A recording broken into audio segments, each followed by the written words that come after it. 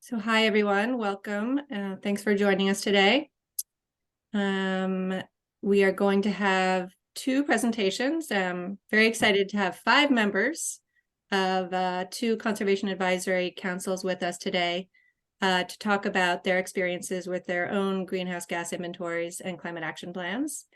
And then after that, we will do a deep dive into ClearPath. Kale will be bravely guiding us through that, and then we'll have breakout rooms, and then we'll finally end up with some FAQ questions that have been asked to me and to Kale over the last few weeks, as well as a review of our homework for the next cohort meeting. All right, well, before I hand it over to Chow, I just wanted to say thank you to all our guests today. Both from the city of Beacon and from the town of Northeast. Chow is going to help us understand the experience that the town of Northeast had with their, as I said, with their inventory and their climate action plan. And then we're going to hear from the city of Beacon. So with that, I will hand it over to you, Chow.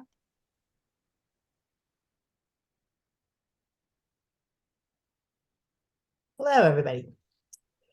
So I'm Kathy Chow. Andrew Stamen is here with me, and he's my colleague. We're the town of Northeast and the village of Millerton. Now, when we did our climate action plan, we're a nested community. So Millerton is a little village inside of the town. We did our inventories separately. And then when it came to doing the climate action plan, we did it as one communal community for decision making. And we started in 2018. We got a Climate Smart grant, and that's what got us involved in the whole program to begin with. This was one of 3 projects that were grant funded, and that allowed us to hire a consultant, and we got First Environment, which was great. They had done one for Dover. Dover recommended them, and it was really terrific. And we used Kale's cool ClearPath tool as our to do the inventories. So we structured it according to 3 boundaries. There were time boundaries. In other words, we took the year 2020 as our baseline. Organizational boundaries. So these are things that are under the control of the local government. So the fire stuff didn't count because that's a fire district, and our school didn't count. And in our case, Village Hall is a rented building, so that was not under the government's operational control, so that's not included. And then the operational boundaries are scope 1, 2, and 3. And I'll explain more about our landfill. This was our big holy cow moment. That's direct emissions, so that was part of scope 1. Scope 3, we included employee commutes only, which is kind of standard. Oh, I should be doing it this way. That's better. So by doing this project, it actually got us 2 additional climate smart actions. We started with benchmarking of municipal buildings. This was a really good warm up to the inventory, and we got points for it. And then at the end, by doing a greenhouse gas tracking system, that was an additional action that we got points for. And that's what really allows us to track this over time and confirm that we're actually reaching our goals. It's a good reminder for us. So we had 2 different systems, the town system and the village system. The town has this amazing bookkeeper who has really good records going way, way back, and it's a simple spreadsheet. And every time she gets an energy bill, she sticks it in the spreadsheet, and you can't imagine how useful this is. The other method was like a cardboard box full of records in chronological order, and that's a whole different ballgame. So employee commutes was one of the categories that can be very complicated. It doesn't need to be, and where we ended up was there are a lot of estimating factors that come into it. So it made the most sense to put it at a department level. And so a department head can estimate how far the employees drive on a daily basis. And this is only driving to work. It doesn't include, like, the police department when they're out driving around in their cars. That's not included. This is just them coming to work. And it's an estimate of the miles per gallon and the miles they drive and how many days they work. So some of the inventory is estimates like the employee commutes. And in fact, our landfill was also. And then other things are hard numbers like the energy bills. So our greenhouse gas emissions for the town are quite simple. We don't have a town center. It's all residential, practically. So we basically had buildings, which was the town hall and the highway department. We have 2 streetlights, so that didn't even factor in. And the vehicles, so the highway department is the biggest emitter. In the village, there are streetlights. There are employees that commute long enough to actually register. The village hall was not part of it because, again, that's rented. So the vehicle fleets, again, is the biggest emitter. So when we put all that together, this was the big holy cow. This is our landfill, 93% of our emissions. Now that's estimated. And the way that works is how many people, when was the landfill open? So it was closed like decades ago, but it was open for a certain number of years. And during those years, there were a certain number of people that lived in the town bringing in their trash to the dump. And there's a calculation for how much trash every day, like 5 pounds a day. It sounds like a lot, but when you think of construction debris and all that kind of stuff, all that goes into the landfill. So the landfill sits there and it gurgles and emits methane, which is really horrible, for that many years. And so that's how the landfill is estimated. Over time, the greenhouse gas goes down because it's already digesting whatever is in there. And that becomes really important as we look at the conclusions.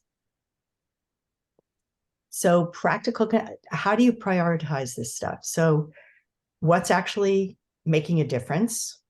The reductions. How much does that cost? And sometimes the cost is really high, especially at the beginning.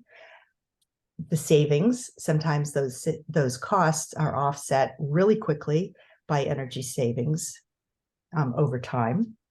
The priorities are set up according to 1, 5, and 10-year goals. So year 1, we wanted to save 3%. Year 5, we wanted to save 10%. And year 10, we wanted to save at least 25%. These are kind of standard numbers. So this is the conclusion. So priority. In year 1, there's a small solar array that powers our pump house. It's old, it's all messed up. And so fixing that, making it more efficient, was totally low-hanging fruit. That's a no-brainer. So also the town has to have a new pickup truck. So we want an EV. Well, that's not so easy because you can't get the EVs, but I heard a clever solution to that, and it is rent the gas one for a couple of years until you can get the EV that you then hang on to for the next 20 years.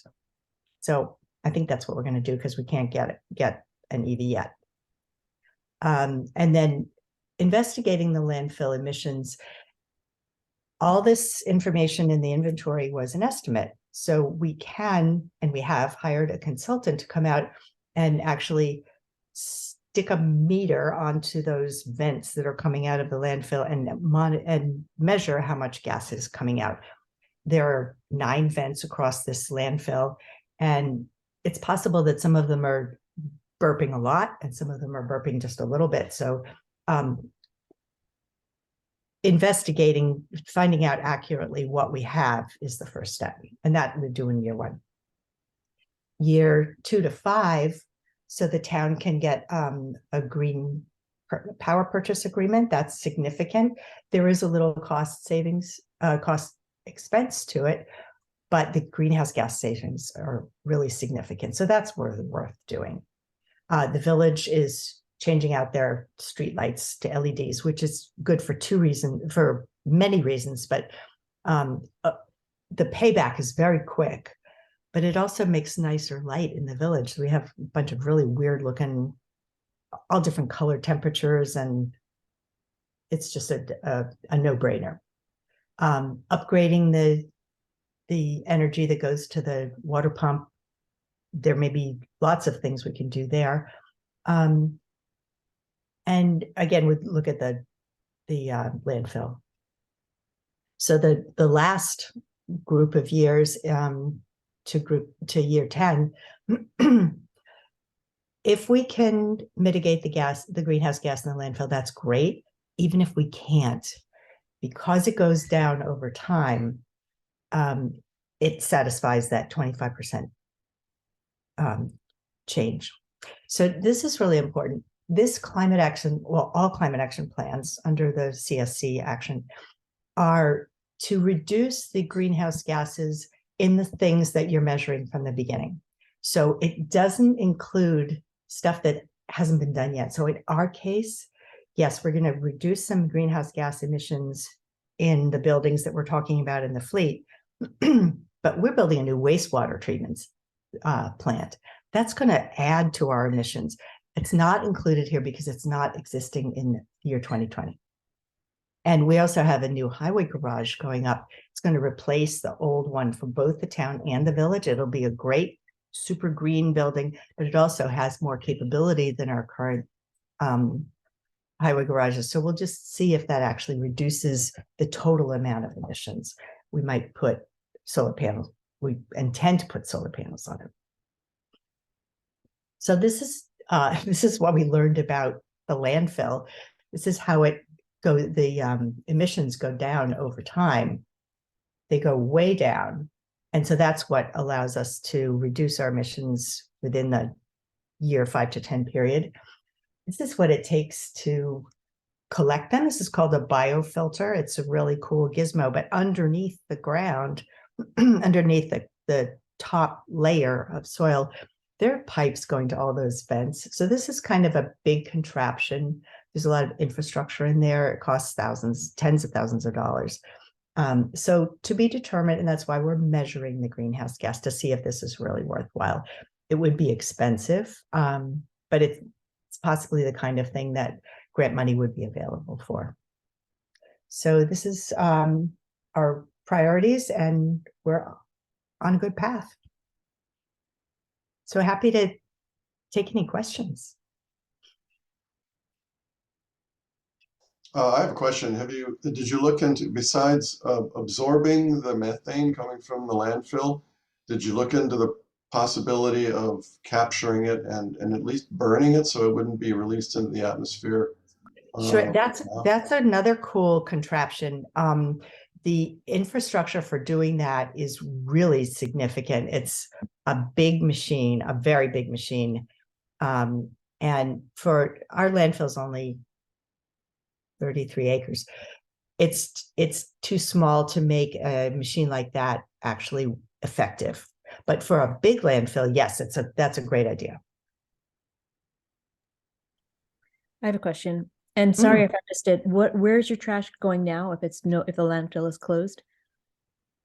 Oh, now it's being picked up by Welsh, and Welsh takes it to Wingdale to a transfer station. So we don't have a municipal transfer station. And is it then landfilled somewhere else, or do you know? Oh, it goes to all kinds of terrible, horrible places. They do recycling, and they separate out all the recycling. The recycling goes to the places that it goes to. The plastic they, with all good intentions, they send it to a plastic separator. And Gotcha. most of that goes into landfill. I don't want to digress too much. I was just curious. Thank you. And there's also an incinerator, I think, in Poughkeepsie, yeah, I was gonna say, Chow, I think all of Dutchess County's waste goes to our incinerator, or the vast majority of it. and that's a real dog, isn't it? Yes. Thanks so much, Chow. I should have mentioned too, if anyone wants to put any questions in the chat, feel free. We'll be monitoring that.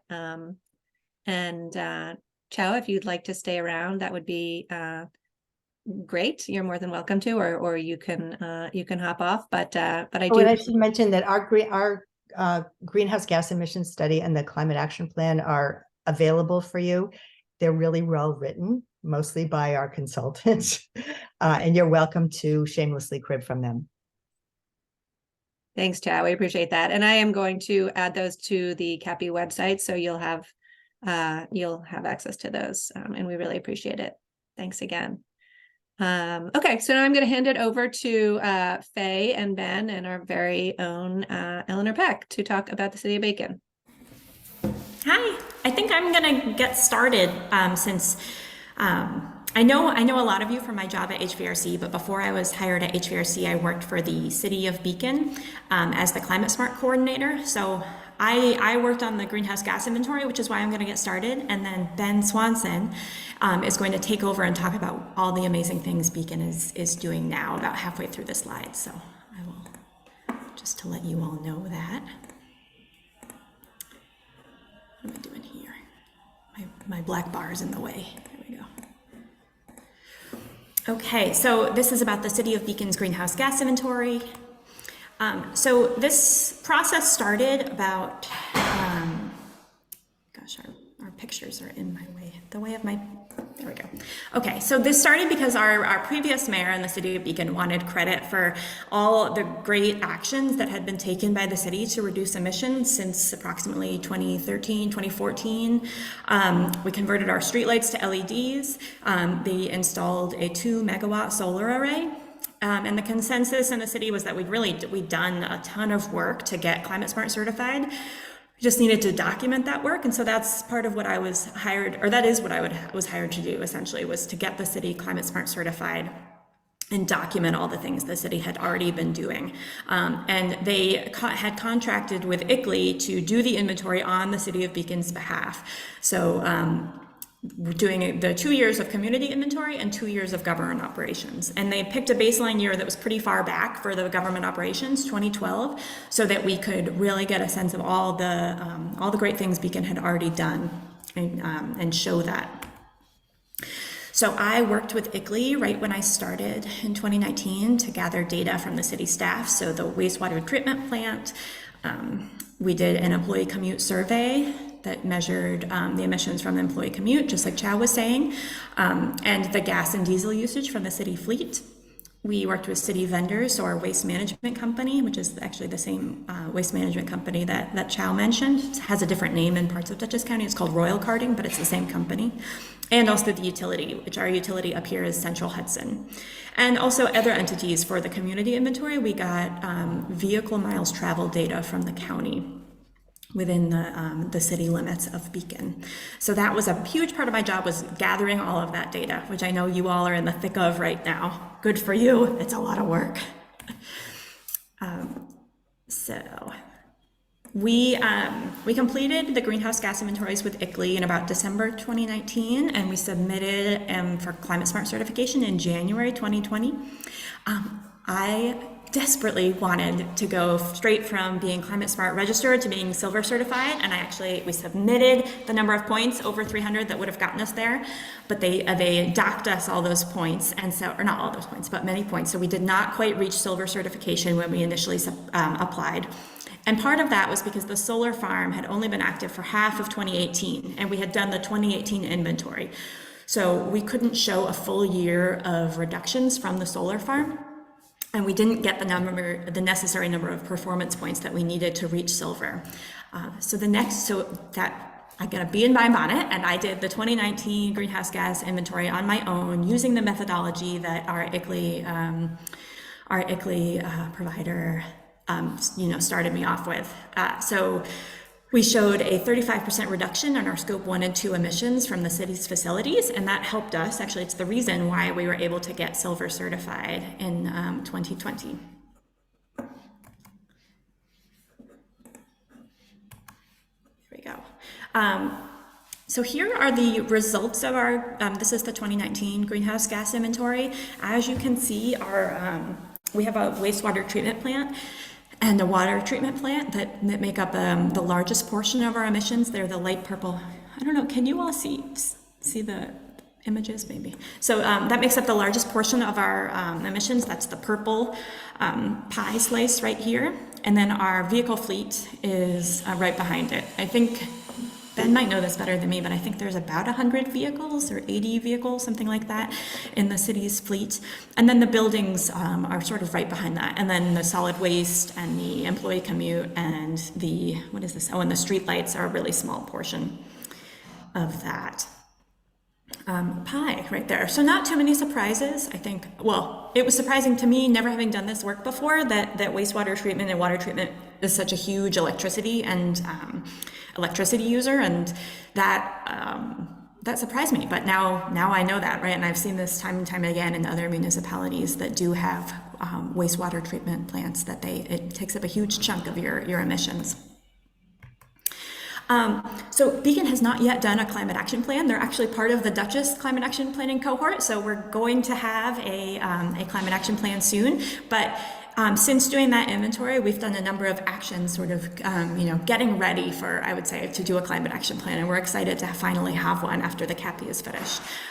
So we got a new mayor in 2020, and because we've been building all this momentum, right, we just finished our greenhouse gas inventory, he created what he called the Sustainable Beacon Initiative. And we created 3 working groups with our our Climate Smart Task Force, CAC, composting, green energy, and recycling and waste reduction. And these, I would say, have had really great results. So we now have a drop-off composting program. I know that's old hat for all of you in Westchester, but we were the first municipality in Dutchess to have this, and we were really proud of ourselves and excited to do it. And we also did a electric vehicle campaign, and we got funding from CEC for that through these initiatives. I also worked with some interns from Clarkson University to show the cost and basically feasibility analysis of converting to heat pumps in 3 of our municipal buildings, and if we converted our light duty vehicle fleet to electric vehicles, what the change in emissions would be, and we didn't quite do cost benefit, but almost cost benefit, and the benefit analysis of how we would be saving gas and diesel money, which is great. And that we also did a lot of legislation that when I was Climate Smart Coordinator. So we did a green purchasing policy, we did a green fleet policy, so every vehicle that the City of Beacon purchases has to be an electric vehicle. If not, they need to get a waiver from City Council, which is pretty cool. And we also passed a climate action resolution committing that Beacon would actually beat the state CLCPA goals and go above and beyond the state, which is really exciting. And now I'm going to pass it off to Ben. Thank you, Eleanor. Hello, everyone. I'm Ben Swanson. I work in the mayor's office here in the city of Beacon. We're very fortunate to have Eleanor kind of giving us some tips, because myself and our current Climate Smart Coordinator have not gone through this process before. So we're kind of coming into it fresh, but we have this wealth of knowledge that we've been kind of stealing from Eleanor along the way, and Mary as well. But yeah, so I'd like to just, if we can go to the next slide, I'm going to talk about a couple of the things the city has been doing since I've been here over the past 2 years. Some of our climate focuses. One thing is greenifying our buildings. We're currently in the early stages of getting a brand new firehouse put in. It's basically we're tearing down and gutting an existing firehouse and expanding it significantly. Entirely going to be powered by geothermal energy. We did test wells earlier this year and found that how many wells we would need to power it, and that will be one of the early things that we'll be doing as the reconstruction begins later this year, hopefully over the summer. So we're very excited about that. Also, we've been prioritizing electric vehicle charging stations, not only to benefit our own fleet as we build out our green fleet, so we have capacity to actually get them charged, but also it's something that the community has really valued as well. We have several in city lots right now. We're also putting a couple more in right now. I've been working on a grant that we received back in 2019 that kind of got kicked down the road during COVID that we're closing out now for 2 that are going into municipal lots on Main Street. We're very excited about those. Of course, city employees will use those as well, but also they're more accessible for the community and for visitors. We also have been trying to find ways to maximize our ceilings, not our ceilings, our roofs for solar paneling. So the municipal building, City Hall, currently has a solar array on it already. But we also are looking to add in solar arrays on other buildings. Right now, we are coordinating a grant for our highway garage. We're hoping to get a good sized system up on that roof. There's talks about maybe expanding the existing solar farm a little bit more to maximize the output on that property a little bit. And then our firehouse that I alluded to before, we're not putting in the solar paneling right away, but it's going to be plug and play ready to go for solar paneling on the roof of that building as well. So, we're taking a piecemeal approach, but we're really trying to maximize our buildings to be as green as possible and to offset a lot of the municipal usage throughout the city. And that brings me to this last point. The city has a policy where we are powered 100% by renewable. Right now, our solar farm, I think, produces somewhere in the 70% range, maybe mid 70s. So we buy offsets for the remainder of the municipal usage to get to that 100% mark of our usage year over year. And that's something that our climate smart coordinator right now, Faye, has been tackling and calculating what we need to buy and getting that taken care of. So that's this slide. Go to the next one. Another thing that is really important to the city of Beacon is vehicle procurement. Eleanor talked about this a little bit. We last year finally got our first detective all-electric plug-in electric Mach-E on the road. It proved to be a really popular with the police department. They were a little skeptical ahead of time, but they love it, and we're already looking at getting more. As Kathy talked about, it's kind of hard to get electric vehicles right now, but we are, exploring every option to get these when we can. We also had some grant funding from NYSERDA through the Clean Energy Communities program, where we got funding for both the vehicle itself, but also we used that for upfitting the police. As you know, like a standard Mach-E is not going to have all the gadgets that they need for police usage, which is really one of the more rigorous usage vehicles the city has. So that's kind of why we focused on getting those cars swapped out first and foremost, because they're out driving on patrol a lot. So the more we can greenify the high usage vehicles, the better. We find that that's going to have the biggest impact on our emissions from our fleets. Other things that I just wanted to mention here as well, while we've purchased a couple EVs, we have a couple hybrids and one EV, another EV in the pipeline right now. Our 5-year capital program that the city council approves every year, and we'll be bringing another one in May to the city council soon. We've built out for more EVs to be brought in the future as well. And we are also doing a fleet analysis just to look at internally, separate from this program. We're doing a fleet analysis to look at where our opportunities are for retiring vehicles and where we want to focus on getting green and electric vehicles or hybrids most promptly. And I think we have one other slide that I wanted to talk about. This is kind of a little bit broader than just municipal usage, but it does impact the municipality as well. Obviously, the city council recently in Beacon enacted a electrification law that requires all construction for new buildings and major renovations, I believe over 75% of the square footage, to be all electric, meaning no gas powered utility hookups and things like that, which was, we're very pleased to have done that. And I think we're the third in the state to do something of that kind. And the way that Beacon drafted our law, as opposed to New York City and Ithaca, was more to be easily adaptable by other municipalities. So hopefully others in the Hudson Valley and beyond will be considering to do similar things in their municipalities. And with that, that's kind of a really quick overview of the kinds of things that we're doing in the city of Beacon right now in terms of like greenifying and reducing our impact on the environment. But with our city administrator and mayor, they're both huge proponents of climate responsibility. And so really it impacts everything we do when we're making decisions, from the smallest contracts to the biggest long-term plans. So happy to answer any questions if we can. Thank you for having us today. So much, Ben and Eleanor. I think there are a few questions in the chat, which might be great if you could address. So for instance, there's a question from Susie Ross. Is the water and wastewater prorated for your community, or is it fully dedicated to Beacon? If you want to address that. Maybe Eleanor, do you know the answer to this? Yeah, it's mostly Beacon, but there are small portions of the neighboring municipality, Fishkill, that use our wastewater and treatment plant as well, and I think get our water. Yeah, and our wastewater plant also accepts like vendors to come in. So for, we charge them to process their waste. Hopefully that answers.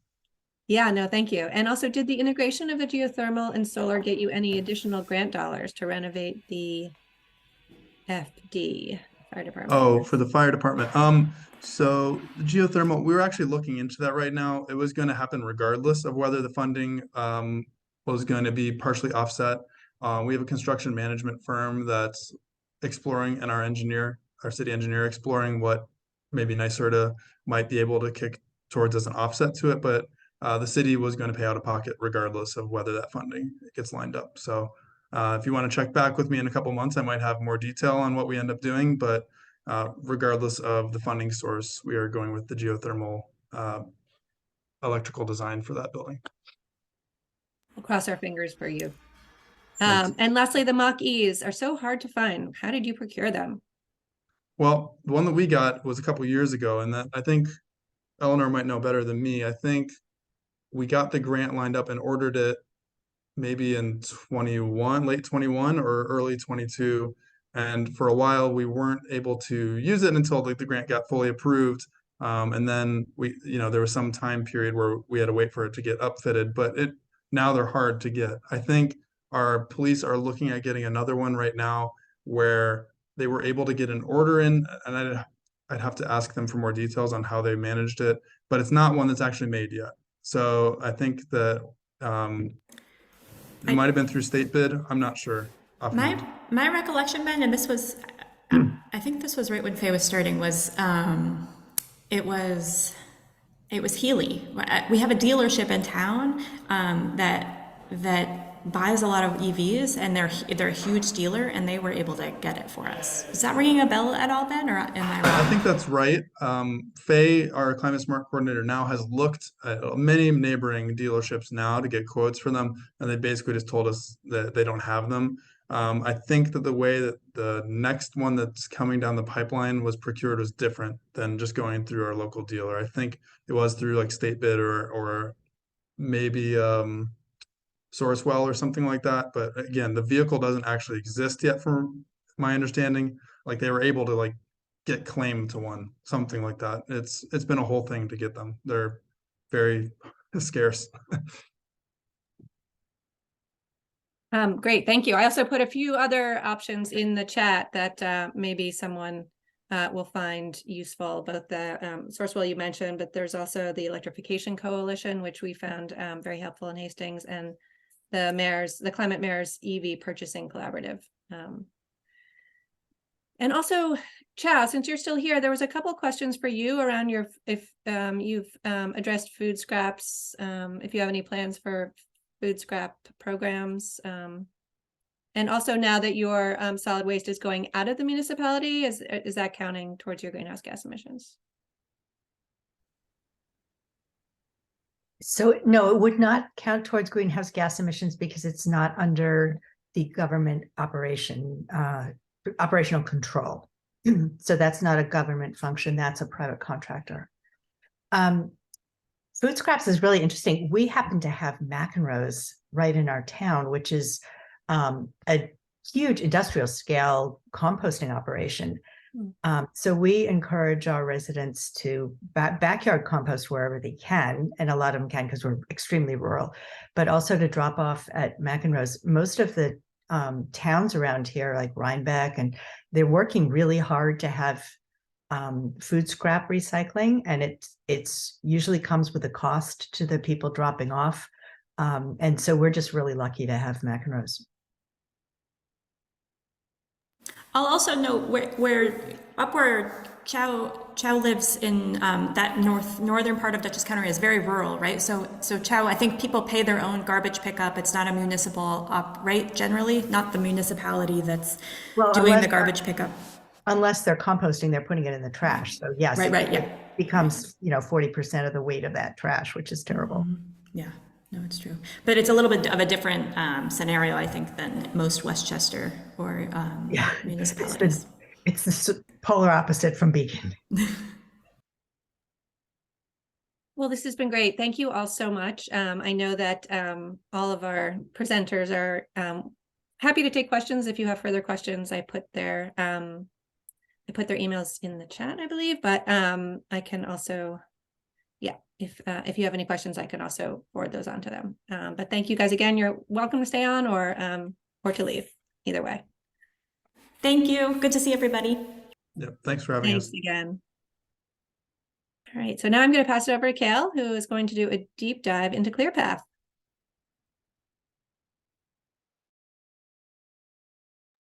Great. Thanks, Mary. Those are excellent presentations, and I think everyone got to see how the ClearPath tool can be leveraged in a few different ways to work with external consultants to do more of an internal process. And so today we'll really spend the time talking about the tool, using it as our own internal team. Whether you're a task force or you're a staff member of the community you're working with, the tool is really meant to be, your start to finish kind of asset as you create your greenhouse gas inventory, and then beyond. So ClearPath allows you to model emissions change over time for each of the sectors that you're gathering the data for right now. We'll talk more about all that. And then whenever you have a forecast of how emissions are projected to look, out to 2030 or 2050 or something, you can even start to add on or layer on the actions that you want to take. So if that's a weatherization, project in a certain building, replacing an old boiler, the fleet switching that we're hearing about that's going on in so many communities, all of those actions can be quantified for their emissions reduction potential. So you're really like ratcheting down the emissions trajectory for your community. So all to say, this tool that we're about to hop into and share is meant to do, if not do it all, do a lot, and help you, do the data focused work of your climate action plan. And we'll work through that full cycle as part of CAPI, all the way to modeling the actions. But be patient because we're still in the greenhouse gas inventory mode. And the focus of today's demo and training is all about greenhouse gas inventories. So I'm going to share the screen and we'll walk through ClearPath together. While I pull that up, I do just want to give a shout out to Hannah Miller on the ICLEI team. Hi, Hannah. Thanks for joining us. Our friend Caroline, who you all know, friend and colleague at ICLEI, is in a move coming out East Coast to be nearer to all of us. So while Caroline does her move, we'll have the great expertise of Hannah here along the way over the next 3 or so weeks. So I do want to say, Hannah, stop me at any time, add and supplement as I go along.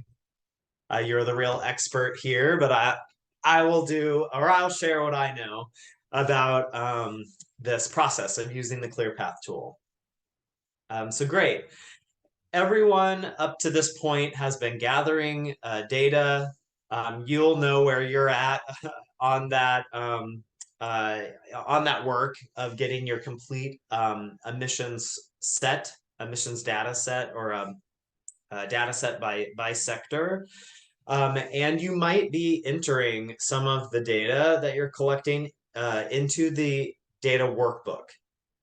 You'll remember the last time we were together, we went through a spreadsheet. It's a Google sheet or it's an Excel. We have both formats, but that data workbook is really your holding ground of the data before you're entering it into this ClearPath tool. So just wanted to say, if you're thinking, why are we looking at another platform? Those two resources mirror each other exactly. So your Excel sheet is really like your place to keep the data.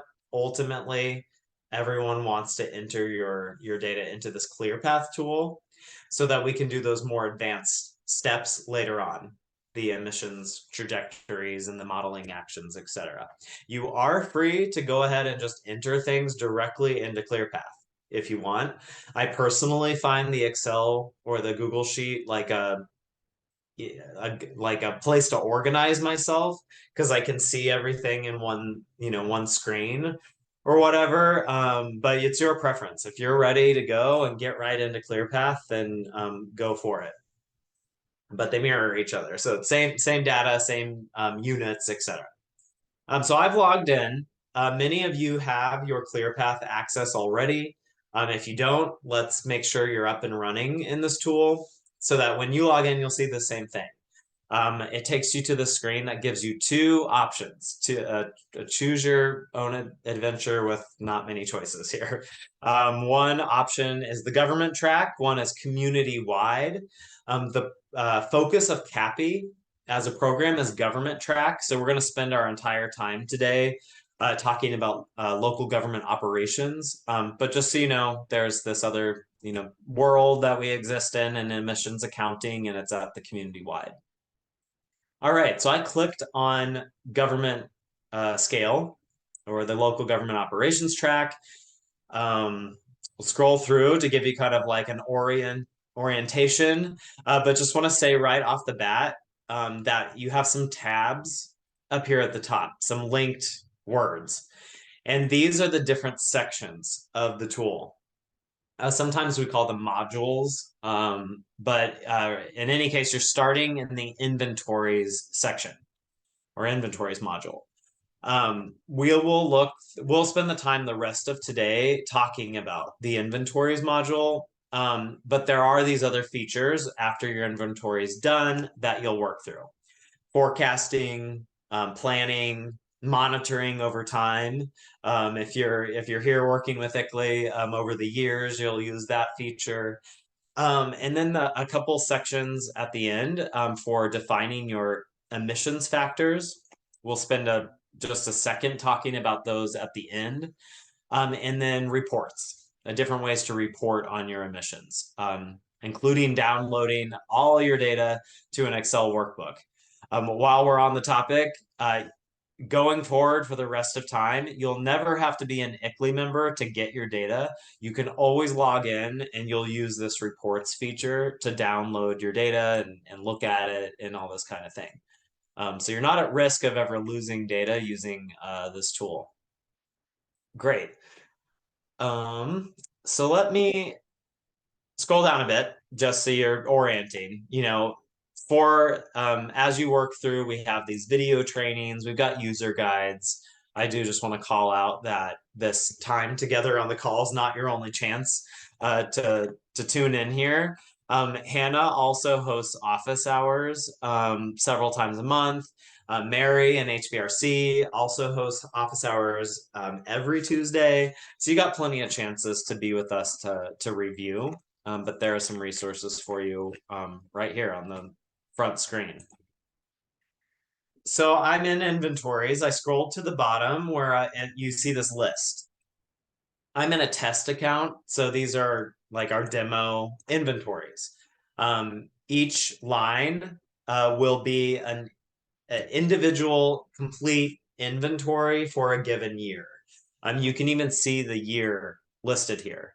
So I've got some inventories that are using 2010 data, 2019, 2020, and all these years in between.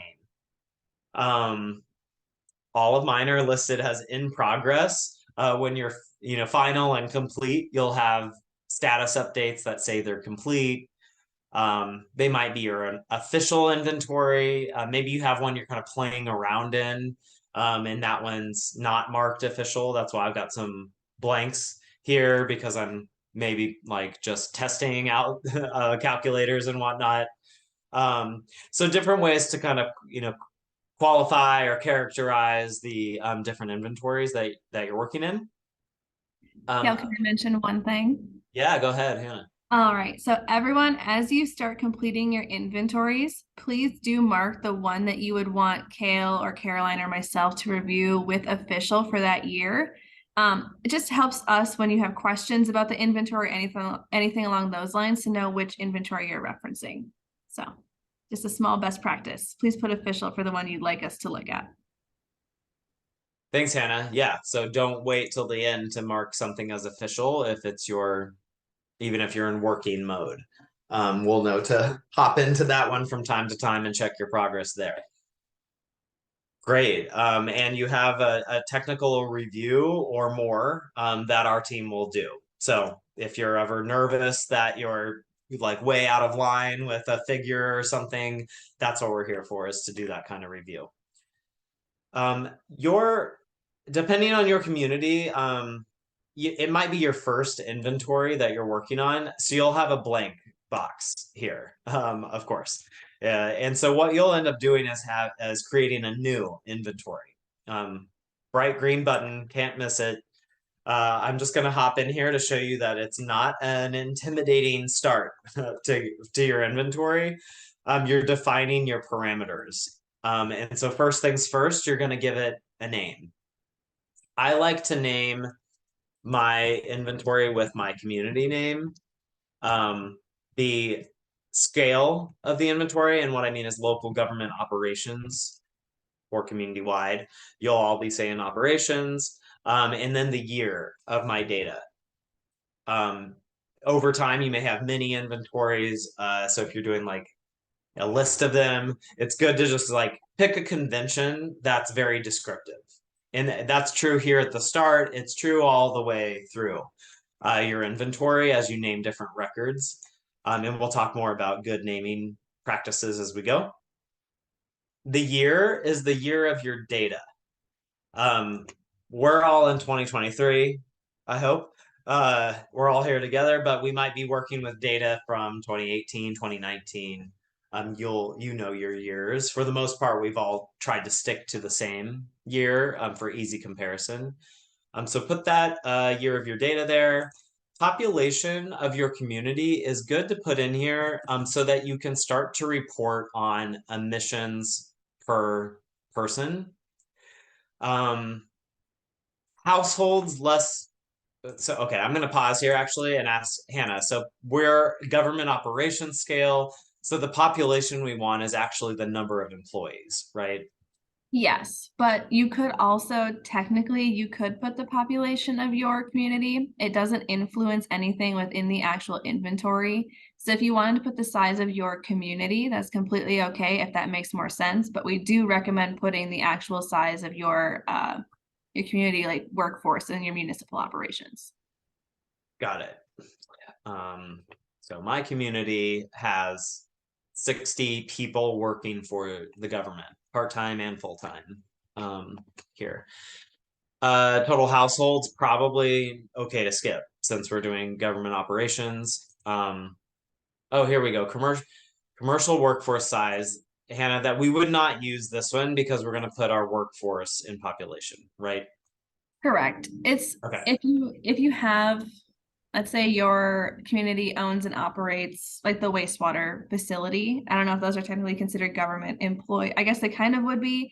So like if you wanted to influence or have like your commercial business sector, like have that included in the workforce size or the square footage, you can. These would just be like personal indicators for your community. So feel free to enter them however you interpret it. Again, it doesn't really impact anything within your actual inventory.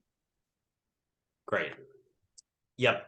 We're kind of just describing at a very high level the inventory and our community at this stage. Nothing influencing the calculations, just like Hannah said. So for that reason, I'm going to skip ahead, just like you are welcome to do on this new screen. I'm going to go down here to currency and set it as US dollars. We probably can make that a standard setting, I'm sure. What that allows you to do is in future stages, you can associate a dollar amount with energy used and track energy expenditure over time. So we just want to say we're using US dollars for that. My status is in progress until the very end, and then I'll come back in here and mark it as complete. There's that checkbox that Hannah's wanting us to check. This is my official inventory telling ICLEI and HVRC, please follow along with this one. And then we've automatically set this wonky term called global warming potential to the latest fifth assessment of the scientific report. So you all will remember from our first session, the IPCC is a gathering of climate scientists, and they figure out, how much warming will a molecule of methane cause in the air. So all we're wanting to do here is say that this is the latest science. So we have already designated that. You won't need to change anything. This make public doesn't really do anything at the time, so you're okay if you leave that off. Hannah, correct me if I'm wrong. Yeah, the make public button is really just indicating to us as ICLEI staff that we could potentially use your information to compare to another community, but we wouldn't do that unless we reached out to you first. So if you're willing to allow us to make comparisons of your inventory with contact, then that would be great. Also, when I was on your side, I was so nervous to change the status from in progress to complete. It's not permanent. You can go back and change it anytime. So if you're ever feeling like it is complete and you want to change it, but then it's not, it's completely okay. And you can always update any of these parameters at any point in time, and it'll be completely okay with your inventory. Great. Pausing for a question here. Hi, Dean. Being logged into the ClearPath tool and entering info, getting a periodic request for Microsoft to sign into your account. I'm guessing one of two things is happening. Sorry. One is that maybe you're logging into SharePoint instead of the ClearPath tool, which is a Microsoft product that we use here at CAPI. For all of us to track what's going on. Hold on one sec. I went to a conference last week and I think I'm getting a cold.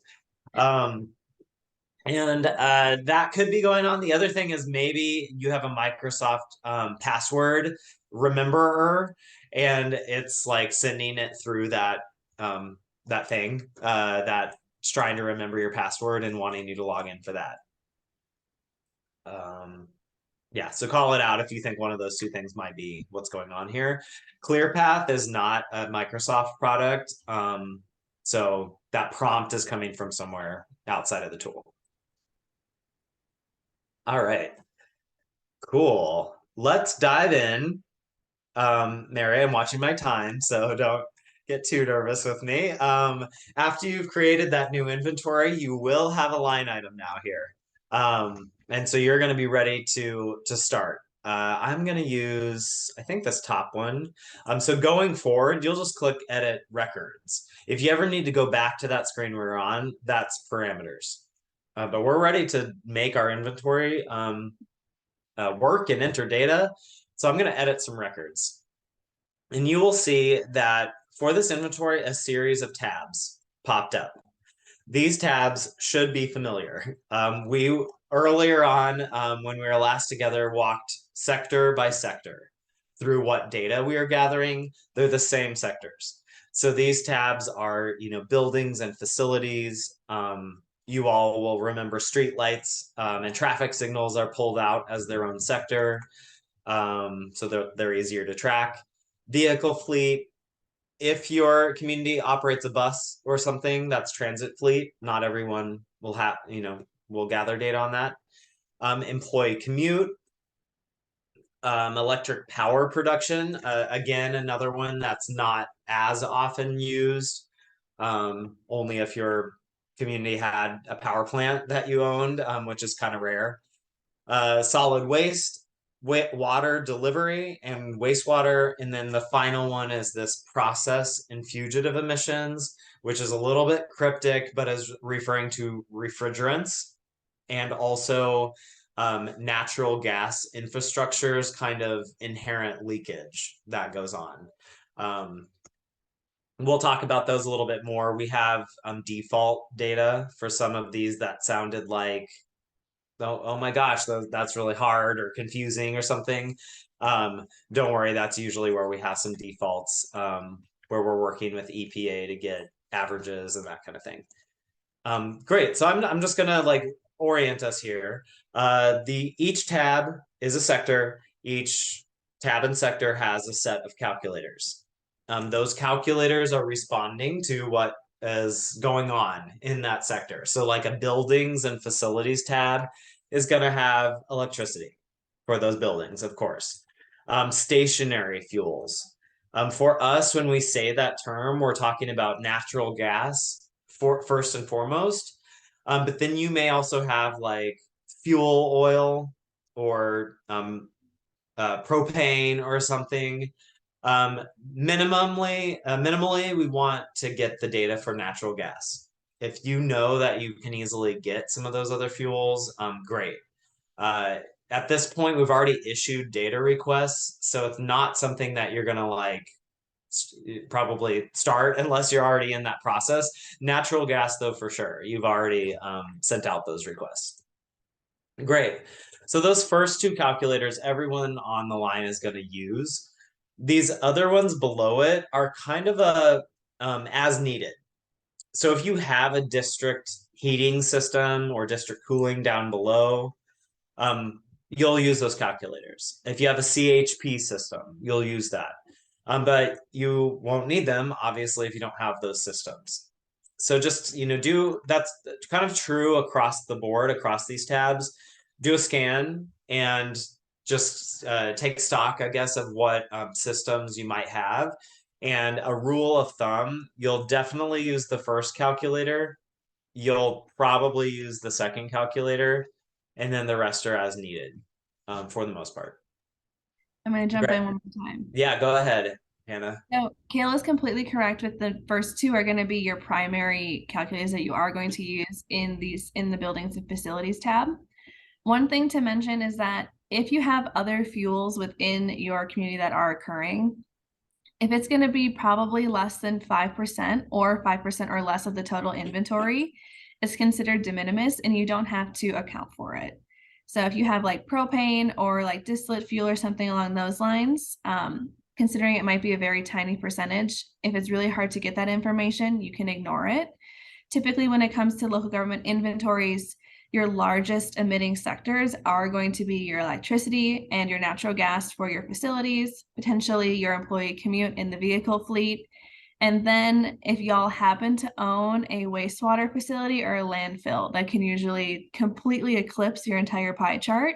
So if you have other fuel sources, for example, like if you have like the purchased district cooling or something like that, if it's really hard to get that information, you don't have to spend a lot of time focusing on that if it's going to be 5% or less of the inventory. And it's okay to do a gut check with that too.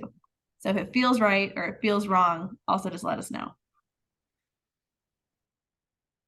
Great. Let's do some questions here. Thanks, Mary, for putting the link to register for ClearPath. If you're on the line and you're not sure that you've registered, go ahead and use that link and sign up while we're all together today, so that Hannah and I can see your registrations come through, and we'll get those approved. Perfect. Any other questions? Just take off mute and go for it.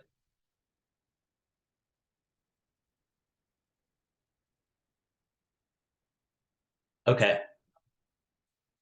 Good. Only to show these calculators and how they kind of switch up, I'm gonna like click through a few of these sectors. We will look at the calculators, by the way. Just want to like highlight that, you know, not every sector has so many calculators. So streetlights, of course, probably electricity, maybe natural gas. We've got this little, I think this is more of an extra credit. Hannah, maybe you can jump in about the transmission distribution loss. That one I find is I've only had one community out of probably my hundreds at this point who actually has that information that was provided by the utility. So Okay. it's safe to assume you don't have it. And if you really want it, you might have to track it down, but you can ignore it. Let's go for purposes of Cappy. We'll skip that one. So you're for streetlights, the electricity used by your streetlights, and then maybe a natural gas system that you, if you're powered by natural gas, you'll all know if that's the case. Vehicle fleet, very straightforward here. We'll look at this calculator in a second, but just calling out that there's only a couple. Your off-road vehicles are like lawn equipment and maybe a service vehicle. Anything that is motorized but is not gonna be allowed to drive on a road would fall into this category. So you all are maybe, you know, tracking lawn equipment, gasoline or something, and that's the calculator it goes in. Just FYI, you find it under fleet. Employee commute, again, not many calculators. Cars and trucks are what we've been gathering for. If you got feedback on people using the train, that could be possible for Westchester. There is a spot for it. And then air travel. I don't recall whether our survey is asking people to account for if they go to conferences or anything. If that never was in a survey or something, you're not going to be using that air travel, but just letting you know that is a capability if you were to gather that info. All right. Let's come. Let's actually, yeah, we'll spend time. These last couple that I'm going to open up here are a little bit more complex systems or sectors. It's solid waste and then the water ones. When I say complex, it's because there's multiple calculators that are characterizing what's going on in that sector. So this will be most applicable to Westchester County.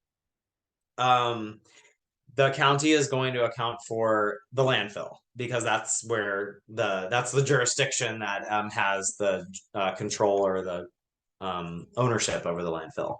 And just calling out or just like recognizing, I guess, that landfills are not all the same. You know, maybe they're snowflakes. I don't know. There's at least certain characteristics about them that are unique in that, you know, your landfill might be flaring methane gas.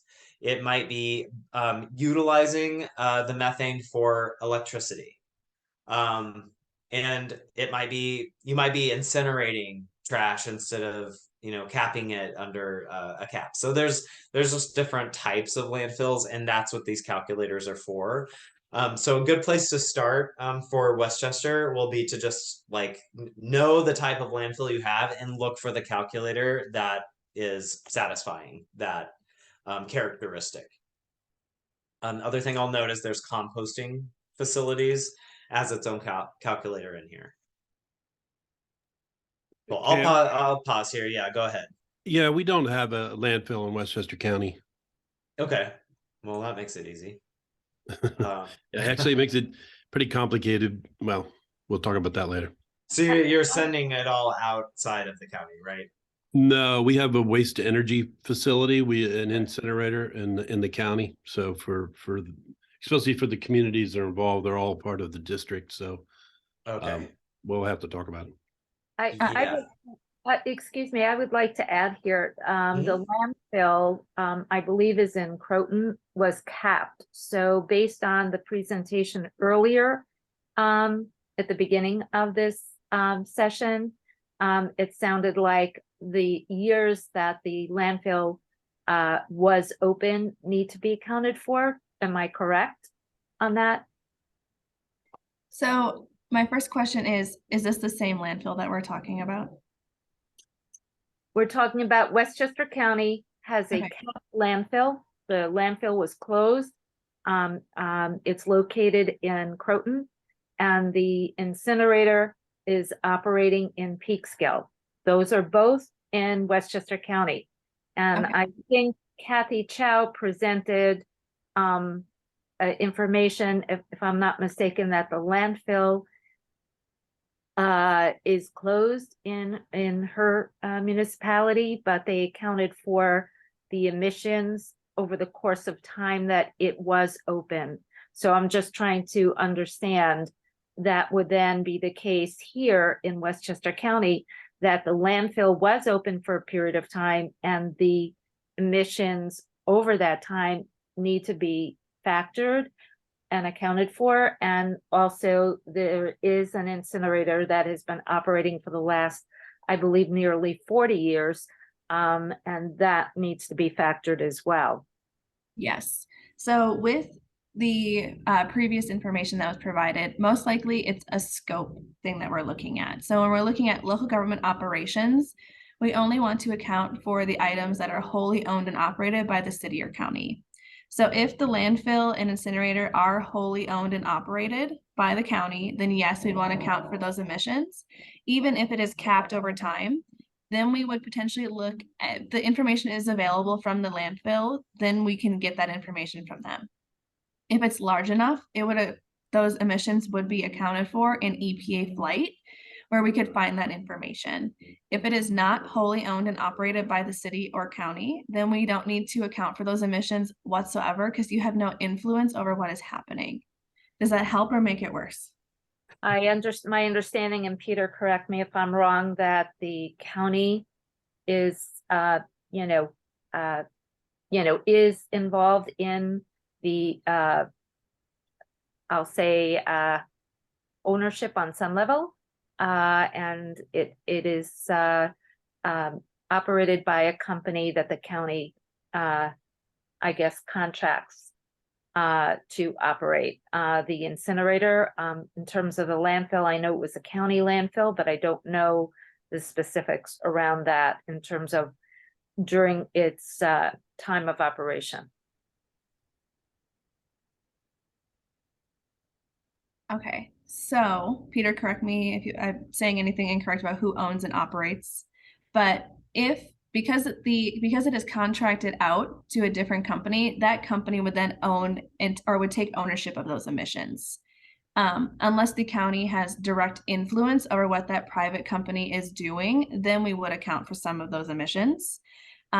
So I am going to take the liberty and say that the county does not need to account for those emissions unless we want to account for the legacy emissions of the landfill as it's being capped.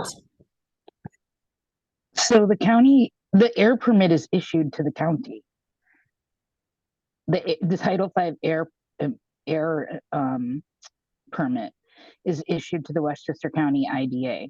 So my city of Peekskill just gets left out here. Nobody's going to work on reducing emissions or counting the emissions that get produced from burning everyone's garbage. Like that seems to completely disincentivize any community from reducing waste, including the county, because as long as they can just pawn it off on some private company, suddenly it's not their responsibility anymore. Courtney, can I just jump in here? I feel I have a related question for Hannah, which is that maybe you can talk about a government operations greenhouse gas inventory versus a community greenhouse gas inventory, and how the answer to this question might differ based on which kind of inventory you're doing. Yes. So if it was a community-wide, we would 110% account for all of those emissions and the legacy emissions and the scope 3 of that, because that entity would be in your city and in the county, so that where it would be accounted for. In this local government operations inventory, it's just a much smaller scope, which is why we are not accounting for it. So it's not in this one, but if you did a community-wide, it would be accounted for. But that's a whole different process where you're going to have to go to EPA flight, pull that information, reach out to the landfill, everything along those lines. It's a much more detailed process to do a community-wide inventory versus a local government inventory. However, if you want to go above and beyond, I'm not going to deny that if you wanted to add the waste emissions into your local government inventory because you think it would be valuable and add to your storytelling and communications in the sense of this is what's happening in our community. We have had influence over this. We get the air permit. Then feel free to add it to the inventory. It would be a supplementary information or supplementary entry, but that's completely okay if it helps telling a story. Go ahead, Susie. Just to be clear, for me, regardless of where it's at in terms of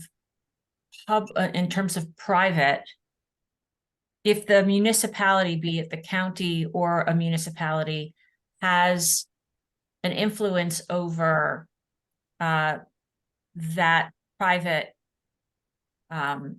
partner, then that's actually where the responsibility lies, right? So in other words, if Westchester County has influence over the way that private partner is managing it, then that's where the influence, that's where the ownership lies.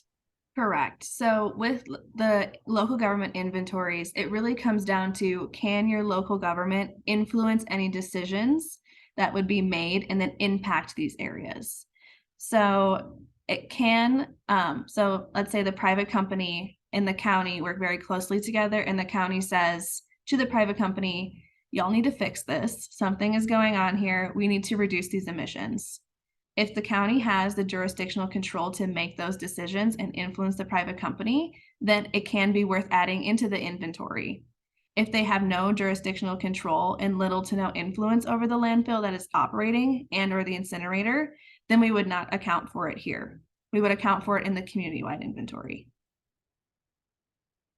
which I don't think y'all are doing. So we want to just focus on local government operations. Peter, did you want to jump in? I would just say that I agree with that. You know, the county owns it. I mean, you know, not owns it. We're going to own the you know, the emissions of it. Okay. So. Great, thanks, Peter. Yeah. Last thing, and then we will need to move on. But incineration is a calculator. So even if you don't have a landfill, you still use this sector. That's under combustion of solid waste. Great. Let's talk about the other one that's a little more complex. I mean, you already see that there are a couple of these, and that's water and wastewater. A longer type of list here. Again, you won't be using all these calculators. You are finding the ones that speak to the system that you have. And when we talk about wastewater treatment, there are processes like nitrification, denitrification, and effluent discharging into some kind of water body, a daily nitrogen load. All your wastewater treatment plant operator speaks this language all day long. So they will know exactly what you're asking for. The data requests you've already sent out is very clear and speaks that same language. So whatever you're getting back, it's really just finding which of these calculators need accommodate the data you're getting back in. So Hannah and Caroline and I are here to help you figure out which calculator is speaking to the system that you've got going on. And the really helpful thing about the data request is that it asks for the information that is directly needed for every entry within the associated calculators. So when it comes to the landfill sort of question, it'll ask for incinerator, it'll ask for those values, and you can input that into the calculator. And same with your water and wastewater treatment facilities. They'll provide you that daily end load, and all of these values that, again, the plant manager who speaks that language, it's very easy for you then to enter that information using the fields in the calculators. Great. Any questions, like quicker questions here about just water or wastewater, and then we'll look at a calculator. All right. Susie, hi, Susie. I'm sorry. I'm sorry. And Oh, don't apologize. Okay, I'm sorry. I guess what I'm trying to wrap my head around is, you know, I forget how many Westchester municipalities are participating here. So we have the county government, and then we have 8. the pilot of 8. Okay. So there's definitely not going to be 100% responsibility. Perhaps there is if everybody did it, but I guess my brain isn't connecting with the responsibility part entirely on a number of levels, but on this one, just on this one, we have in the, I guess it's the town of Ossining, the wastewater treatment plant that is county owned. I also have village people here, so they can correct me if I'm wrong. And so it's county owned, but the wastewater that goes through there is village, town, and so we have 3 entities that are participating in this inventory.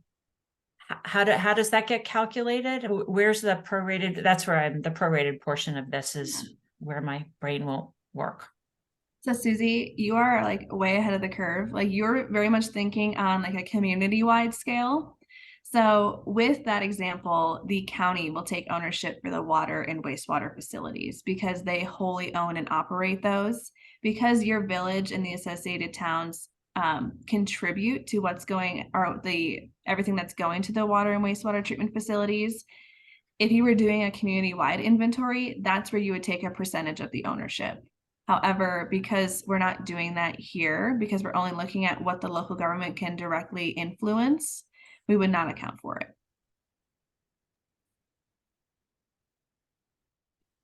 Does that help or make things worse?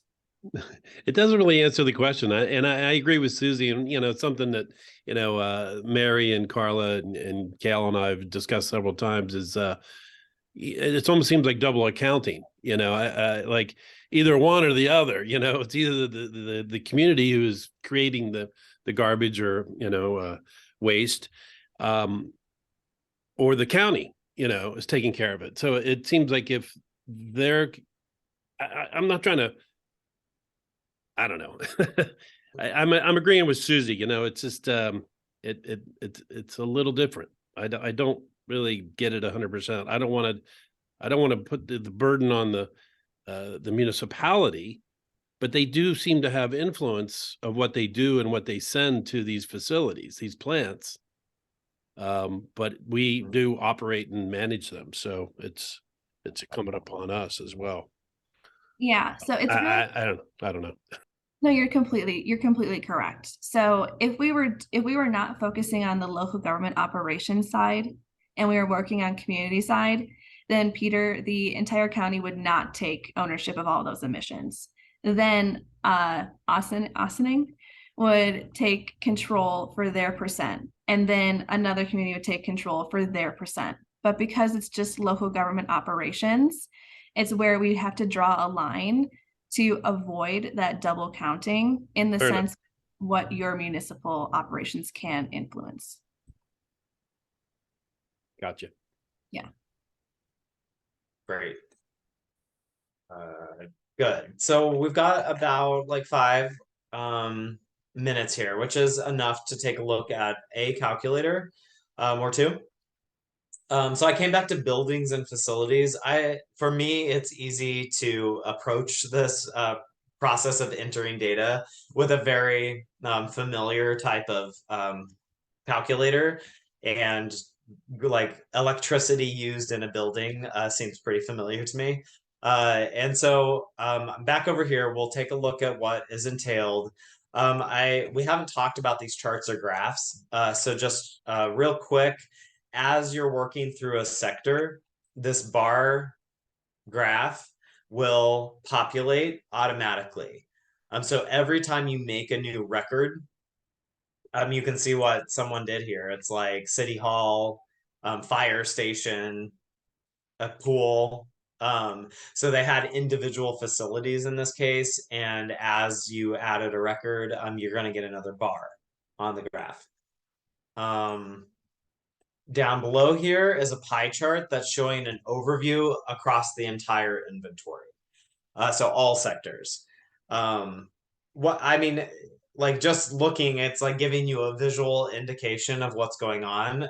So sometimes whenever I review an inventory, the first thing I'll do is hop in here and scroll all the way down and just see how many colors are here. And that tells me if data is missing for one sector. And also the kind of proportion.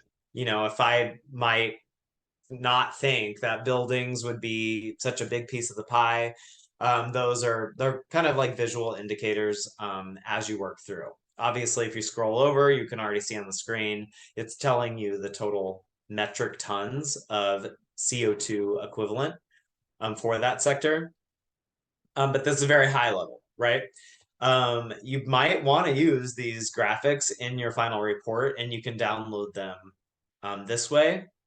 Near the end, as you start to finish up, we'll talk about more opportunities for visualizing the data, and you can download all of this to an Excel sheet and like play around with, you know, more beautiful pie charts and stuff. But this is here too, and a lot of communities will just take it right out of ClearPath, so that's perfectly acceptable. All right, so let's take a look at a calculator. This is our first view of where you're going to enter data.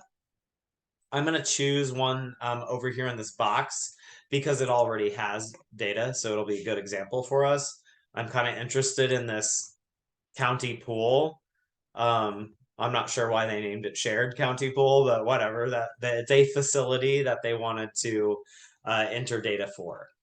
Right away, don't be scared if you are collecting data for your entire department.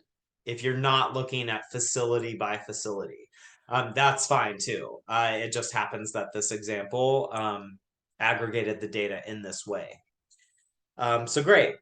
All of our calculators in the tool across all sectors have a similar look and feel. You're going to name them, of course. In some cases, you're selecting a factor set. We'll talk a bit about that. And then you've got an inputs box where you enter your data and an outputs box that's giving you your final numbers. We'll come back to that, but straightforward enough already, like inputs and outputs. Last couple things on the page to note is that there is a notes section. All kinds of notes here, but specifically I like to put, you know, the contact info for the person that gives me the data, any methodology changes or like something special I might have had to go through to get the data in the format, you know, to put it in here. Let's see what else. Just really noting your process, like the steps along the way that's going to tell someone next year and 5 years from now how to repeat this. And then finally, a place to upload your source file. So maybe your utility gave you an Excel sheet or a PDF or something. Upload it so that when you save, you'll get a new line in this box in the upper right, and everything's in one place. So let's work through it a little bit more. I would just say right away, I don't love this name for a few reasons. One, I mean, maybe the name of the pool is like shared county, so that's fine. But it's the county's pool. I do want to know that it's for a given year. So I like to have the year that I'm working in here. If it's with a certain department, like maybe this is Parks Department, let's just say, I might put that in there. Whatever your convention is going to be, try to keep that consistent for all your records. Because you can already see you're going to download this someday, probably as an Excel file or similar, and you're going to get a lot of rows. and you want to just make sure it's all the same year. You know, maybe you're grouping departments together, that sort of thing. So find a convention that is as descriptive as makes sense and stick with that. I'm gonna jump in with one. Yeah, go ahead. In the naming convention, I do really recommend putting the source. So if you are doing a grid electricity, I would put your utility name, especially if you have a split utility in your area. Acknowledging who services one versus the other is pretty important. Good point. All right. Factor sets, I guess all that really needs to be said is this is the carbon intensity value. We've already talked about like the grid year to year has a carbon intensity that for that year, a certain number of pounds of carbon dioxide per megawatt hour produced. So all you're doing is saying, I want the year for my utility associated with the year of my inventory. When you click down, you will see one listed for 2018 and one for 2019 if that's the year you're doing.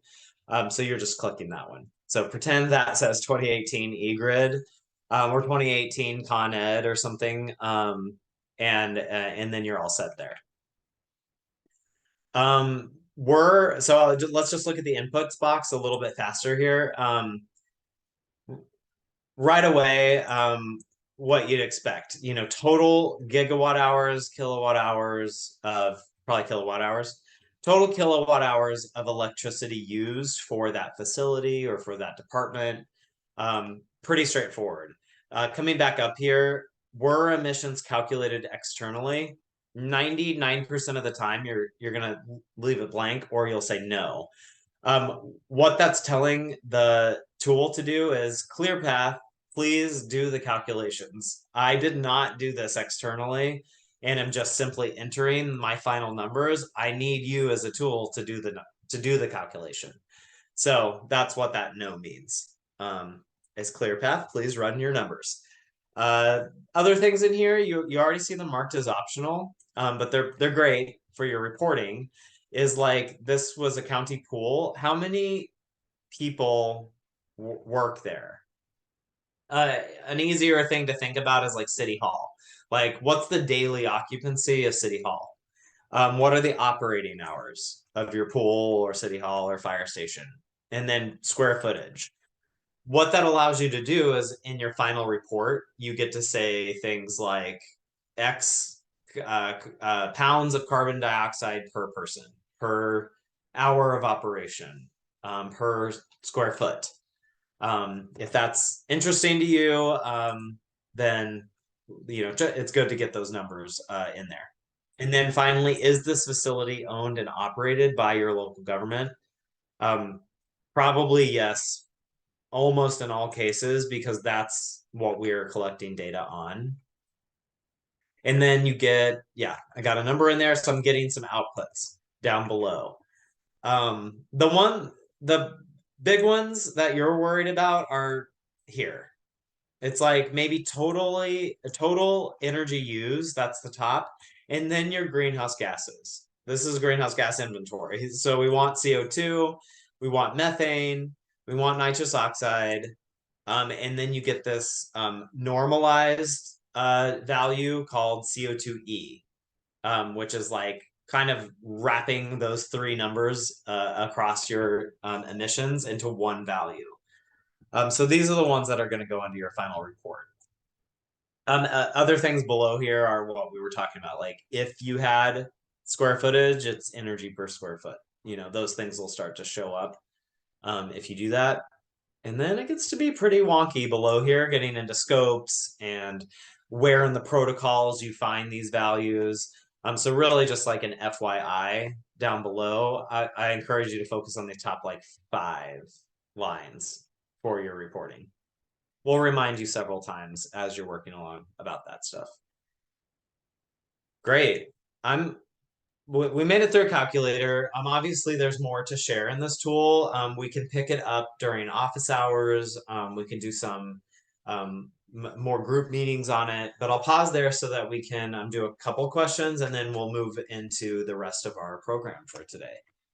Kale, Yeah. quick question for you and Hannah. Would you recommend that that people put their lighting, let's say the pool has lights, that goes in this tab, or would you recommend that those are pulled out and put in the lighting tab, the street lights and traffic signals tab?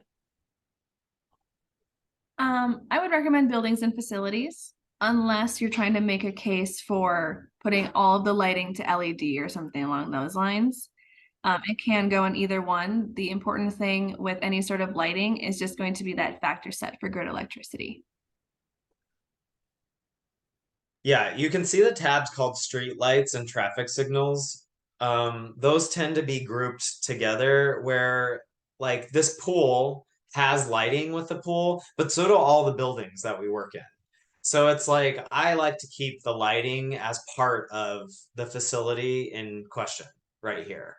A way that you can pull it out is, say for some reason you get a bill for the lighting of the pool, and then separately you're getting a bill associated with heating the pool, and then you're maybe calling this pool lighting. You're only going to do that if the way the data came into you allows you to. So like your lighting truly is its own separate, line or number, then you can do this, and problem kind of solved. So you have a pool lighting, and then you'd have another record that pool heating, something like that. We are in electricity, by the way, so the heating would have to be electric heat for it to show up over here, but you kind of get the sense of what I'm talking about. Great, thank you. Maybe one more question. I think we have one in the chat from Okay. Thomas. So how do we account for hydro-produced electricity? So this is really going to depend on how they answer the data request. So if you sent that data request to that entity, however they respond is how we're going to input that information. So let's say they maybe don't run their entire building on hydro, then we would be entering that information. I personally never at least known of anyone that I'm entering information for when it's on hydroelectric. So once you get that data request in, please let me know so we can take a peek at it. Well, I mean, it's how do I enter it? Or what, how, because all of Pelham's municipality electricity is NYPA produced Okay. by hydro. Mm-hmm. Okay. So they should have their own emissions factor, whatever, because in case, like, let's just say let's just say it's not all like 100% hydro. Let's say they like influence a little bit with something else. Then Yeah, it's not all hydro. It's not okay. 100%. And everybody on this call is using NYPA. Oh, okay. Yeah. So when you guys get that information back from the utility, they're going to have the emissions factors, and that's where you're going to enter that information. So that will account for that grid mix of the hydroelectric. So your CO2 pounds per megawatt hour, where we see that 1489 will be so much lower, and your emissions are going to be much lower, accounting for that grid mix that they would have. Well, then that begs the question, who's going to get that data from NYPA? Because all we have from NYPA is kilowatt hours. Yeah, so Tom, I did reach out to NYPA to try and get that. They were a little befuddled by the question, and did not supply me with an emissions factor, and the recommendation was to just use the default emissions factor in ClearPath, but I'll keep on trying. I maybe just haven't been able to find the right person to get that information, but it is a blend. So we should just, we should find out from Stephen Campbell or somebody there that, what is that mix? Yeah, he's the person. It's not just strictly hydro. There is renewable energy, there's solar, there's other, but yeah, we should get that mix. Great. So the short answer is hydro will be baked into the carbon intensity value of your grid. So we'll track that down. EPA estimates the grid carbon intensity every year. And so they also are tracking how much hydro is in the grid. And the grid region it's called New York, Westchester, and New York City. So they combine Westchester and New York City, but it already you can see it's a pretty small area that they're calculating the grid carbon intensity for. So it should be pretty accurate. And we have the EPA value already. Except Westchester would be dominated by New York City and I don't believe New York City is a NYPA customer. They are. Oh. Yeah. So that was supposed to be an assurance that one way or another, we're going to get you your emissions factor and it'll have the hydro like baked into it. Great. Awesome questions today. I think we'll wrap up this demo portion, but it won't have to be the last time we do this kind of thing. So I will stop sharing and then I'll turn it over to you, Mary. Thanks, Cal, and thanks, Hannah. That was great, really interesting, and a great compliment to the presentations we heard earlier, because it was clear from doing this work that both Beacon and Northeast are really looking at the greenhouse gas emissions potentials when they're making some of their climate related decisions. So it's great to see that you know, this kind of work really influenced them.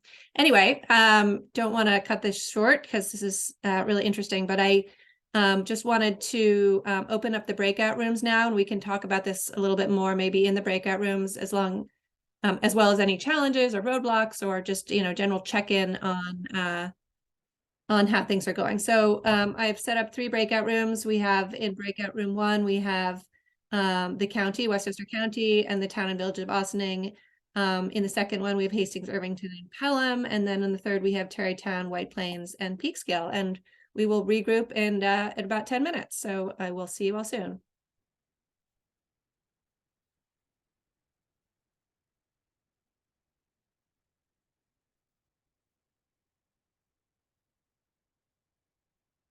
Hey, How'd we get so lucky? and we get married too? And we got Karen. Hey, Karen. Hi, everyone. Hi. Nice to see you all. So that was an interesting discussion, and Pete and Susie, I hear your frustration a little bit there. So you know, I just want to acknowledge it and just say that I agree with you. It's really confusing, and I'm hearing some differing perspectives. So one of the things I did was I spoke with a guy who actually helped write the protocol. He's a fascinating guy, Jim Yanger, and I said, you know, how do we decide what to do about this? And he said, you know, this is not a perfect science, and he said, I would recommend that you just make a determination, just make a decision and stick by it, and and just, you know, stick to your guns, have your arguments ready, and you know, there are going to be people who probably disagree, but as long as you can back up your argument, then, you know, that's what you need to do. So I just put that out there because you know, that's what I keep on thinking about in this discussion, because I don't think there's a perfect answer here at all. No, there really isn't. And you know, if anything, we should be accounting. I mean, you know, this is an argument that I don't necessarily 100% agree with, but only the garbage that we produce here at the county that goes to the incinerator, not, you know, not Eastchesters and Larchmonts and Mamaronex and everybody else. They should be cutting down on their, you know, waste that goes to the incinerator. I mean, there's an argument there, right? Yeah. You know, because each of the municipalities is only going to account for their portion, but then if we account for it all and we account for theirs, that seems like the double accounting part of it. So I don't know. Well, I guess we'll debate a little further, and then, you know, like you said, make a determination and just live by it. Yeah. I didn't want anybody to think that the county wasn't, you know, taking claim of, you know, the waste, and, you know, the wastewater treatment plants are, I mean, it's almost the same thing, you know. We're not, I mean, but our electric bill a month is $2 million. And the majority of that is the wastewater treatment plants, you know. Yeah. So I guess that begs that's kind of where it, you know, it makes sense. Like if a municipality can't, if a local municipality has no impact on the decision to upgrade or change the process, or, you know, make it a lighter carbon footprint, Yeah. then the emission piece, I feel like that's the undertone here. Yeah. If a local community cannot take responsibility for changes to make it better, then they shouldn't own it. Exactly. Yep. No, that's exactly right, Susie. It's not only about influence, but it's about I influence agree. in terms of upgrading, in terms of reducing emissions, because that's what this whole exercise is about. Yeah. And I think the county is really in the only position. I think the wastewater treatment is a little more straightforward. I think the plan is for no one except for the county to take claim for the emissions for the wastewater treatment facilities. Yeah. Unless that I they agree have too. one in their municipality that's not owned by the county, but I don't know if that's, They're all owned by the they're all county. by them, the county. So it's not, so. And the municipality gets if it's in their municipality, they get a, you know, a pilot, a payment in lieu of taxes. So they get a financial reimbursement to some degree or another. This is the same like the Wheelabrator facility, you know, but I think when it comes to, the wastewater, that is what it is. But when it comes to what's going to Wheelabrator, I think the municipalities do have some control over that. They can enforce their source separation. They can enforce, to make sure that things are being recycled. They can create a compost program. They could create a compost ed facility on their own property. There's things that a municipality can do that can reduce the solid waste, but I didn't want to get into argument in that, or just deeper discussion at that point with certain people on the call. Yeah. No, but you've just put out a great argument, and I think that's one you should stick by. The other thing that sort of we didn't bring up, and as I know Cal was running short on time and didn't want to complicate things, but there's the original direction I was told was that we wanted to get the solid waste totals for each of the municipalities so that we could just claim, so each of the municipalities could just claim the amount specific to the employees who work for the government. So, for instance, if Hastings has 49 people who work for the government, well, then you take the total solid waste generated and you scale that down just to those 49 employees. Right. Having done that, it's such a small number that when Hannah said today that if anything's less than 5%, it probably just shouldn't be included. So, well, then there we go, right? Like none of these numbers probably will need to be included because they're all going to be really small, except for maybe White Plains.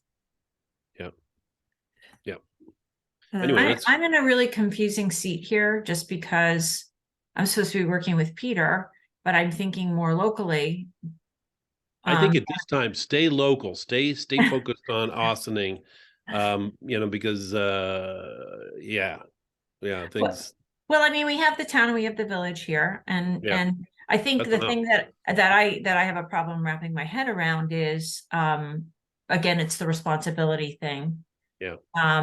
And I guess what I don't understand is on the county level, the assessment for the county is supposed to be done on stuff that they have control over. But when I think about, for example, the example you had just given, Mary, is the town and the village of Austining supposed to take solid waste? They're not looking at it they're looking at it from the municipal perspective of the local municipality and the employees within it and the impact, not the community at large. Correct? Right. Okay. So that's my ignorance right now, just because I haven't attended the last few meetings. So I think that point of clarification was one that I was missing from the very beginning, because there's so much more we can do from the community perspective, but that's where all the good stuff comes in, where we can reduce. But then the county, and the complicated stuff, Well, then that just complicates with the county. The county, I know. So my head's in both places too. Yeah. Because so that's different from the county. Yeah. But even the solid waste number, it's very suspect, because what you're saying is that a county employee produces the same amount of waste on average as like someone who lives in the community. And that's just not true, because probably the county, holds lots of events, right, where a lot of waste is generated. So, but then on the other hand, they don't bring their lunch, or maybe they just bring their lunch and they don't bring anything else. So they're not producing tons of waste on a daily basis. Like it's just Yeah. comparing apples and oranges in my mind. So Right. the whole Is thing. there nothing? Is there nothing on a high level, like for example, and not that I want to add to emissions, Peter, but like your county I know. parks, what do you do with that? I mean, you just think about the Clearwater Festival, for example, hasn't happened in a while, but that's a huge event with a huge footprint, with efficiencies that could be had and emission Right. reduction. Well, every event at Kensico, and then all the Yeah. holiday lights and all the But we don't factor those into this though, do we? I These are don't not, think so. I don't see how you could. I think that's a, Unless you have data for that. I mean, if you track those events, that would be great data. Like, does anyone have the amount of waste produced at any of these events, for instance? Well, like, so Clearwater, we really try to make it as zero waste as possible, but it's not, and we haven't had it for 2 or 3 years, so that's not a issue. But this is 2019, so you probably did Yep. it in 2019, We right? did do it. We did do it in 2019. I have a picture on my wall of it. I have a picture with me with you. I know know. you were there. No, I but know, but the date, I'm thinking, the last year we did it was 2019. So anyway, but Yeah, but things like Kensico and stuff like that, I feel like Yeah. it's an opportunity to oh my God, look at this stuff a little. But that, I mean, that's the opportunity here, is to just say, in future inventories, we would love to get data for X, Y, and Z, and we're going to start tracking. We recommend the county starts tracking this or something like that, and at least you're bringing it out, right, and making it part of the potential recommendations for the climate action plan. Right, we're not running away from it. Right. I want to give the other two ladies a chance if they have questions or have something they want to say. Hi, I'm Karen DeTore. I'm the village manager in the village of Ossining, and if Eileen there in the town of Ossining. But this is I think part of even this discussion is points to the challenge of keeping things focused and within the metric that the metrics that the municipality can act on, because the reality is we don't really keep data in this way, or historically we haven't. So now, as we're looking to create a baseline and establish reduction, it does, I think that it seems very overwhelming, and we're a lot bigger. The village of Ossining is considerably bigger than most of the other municipalities represented here that may have, a few thousand residents. We have 27. So, I just want to make sure like we're keeping it apples to apples in that regard. And then recognizing,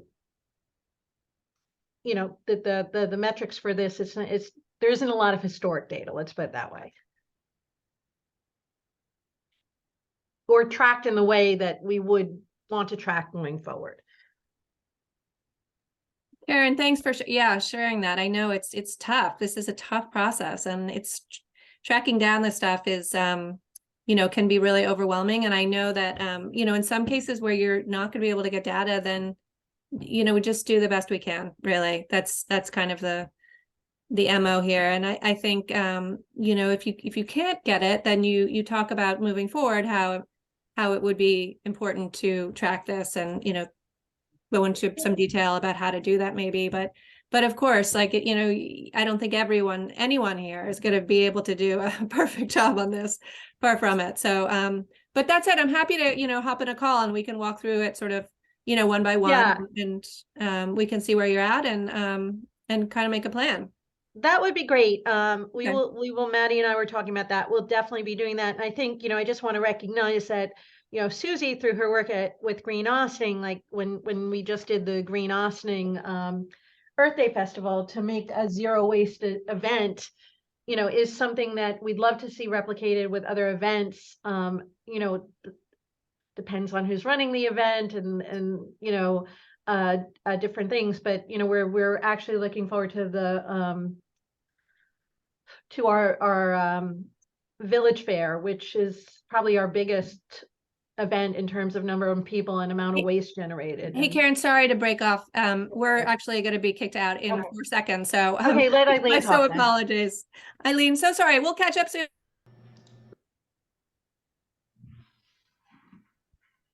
Eileen, I just want to say I'm so sorry that we got cut off there, and hopefully we can catch up soon.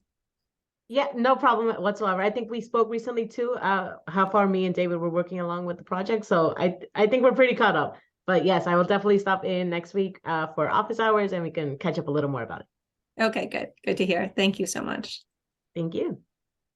All right. Well, I will quickly go over my piece now. I guess we have 9 minutes, so I'll make it brief, but hopefully we can get through this quickly, and I can share my screen here. Let me just make sure that I'm here. All right.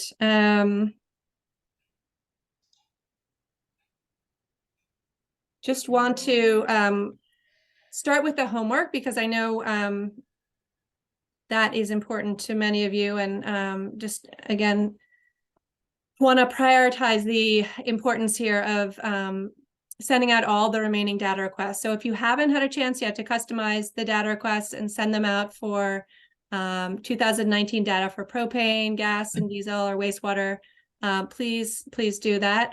Again, Kale and I are available to help customize those templates if you have questions or if you want to just talk about it further. So as you are receiving data, this is the lead data resource. He or she should be inputting it into the Excel workbook or directly into ClearPath. It's your choice, but sometimes the spreadsheet can be helpful just as a sort of intermediary step. And of course, check in with us whenever you'd like. We're available to set up meetings, to meet or to talk whenever you'd like. So please take advantage of us. And let's see. Team homework. The team members that are not the key data resources can download and begin to fill out the sections of the greenhouse gas inventory report template that are more generic. And I'll talk a little bit more about that later, but you should start to do that because it's another project. It's a little time intensive. And if you can get a head start on it now, then, it'll make your job easier later on. Obviously, if you can help the key data resource, that's great too. And I should also just say thank you to all of you who've tracked your time so well in SharePoint. That has made a huge difference in terms of getting closer to the match. We're not quite there yet, but if you can continue tracking your time, I'm confident we can make the match for this grant. So thank you for paying attention to that and being diligent. So the inventory report should be done. Let's see, I need to move this by July, and we're hoping to have all the data done by June, and then the inventory report by July. Usually, we meet the first Thursday of the month. Because of July 4th, I've pushed the meeting in July back 1 week, so that's why it's July 13th. So you have 1 extra week to get the report done. Where can I find the greenhouse gas inventory template? Again, these are questions that we've just had over the last couple of weeks, so I thought they would be useful to everyone. On the CAPI resources page, there is a section called Program Resources, and you'll see there at the bottom, ICLEI inventory report template. Again, we hope that, sort of the next month, you'll be gathering and inputting the data, and then June, July timeframe, writing and finalizing the report. And just to keep in mind, July 7th is the Climate Smart Communities application deadline for submission. So if you are planning to submit for Climate Smart Communities, you just want to keep that July 7th deadline in mind. So what sections of the inventory can I fill in? There are 4 sections that are, again, pretty generic that you can start on right away. The credits and acknowledgements, the executive summary, the introduction to climate change, and the inventory methodology. So there's some great language that ICLEI has provided, but you don't need to keep that language. You can edit it as you like. It also is a good opportunity to get a sense of what kind of graphics are there and what you might want to add to make the information more readable and your communications more effective. I need help. How can I get it? How can I get help? Volunteers, obviously. If you can solicit more volunteers, especially for the writing of the report, I highly recommend that, but also for the data input. Is a paid intern opportunity potentially. Kale works with some graduate students in a climate policy program, and they are required to have a paid internship. So he is open to talking to people who might be looking for a very reasonably paid intern. And obviously they're studying this stuff, they're graduate students, so they're a great fit for this project. You can also take a phased approach. By that, I mean, you can input the totals first for the buildings and fleet, and then provide the breakdown and the details at a later date. And in certain cases, you don't need to put all the data that you've collected in. You can just put the totals and refer to supporting documents. So keep that in mind and feel free to ask specific questions on that if you have them. What happens if I have a data source that has changed?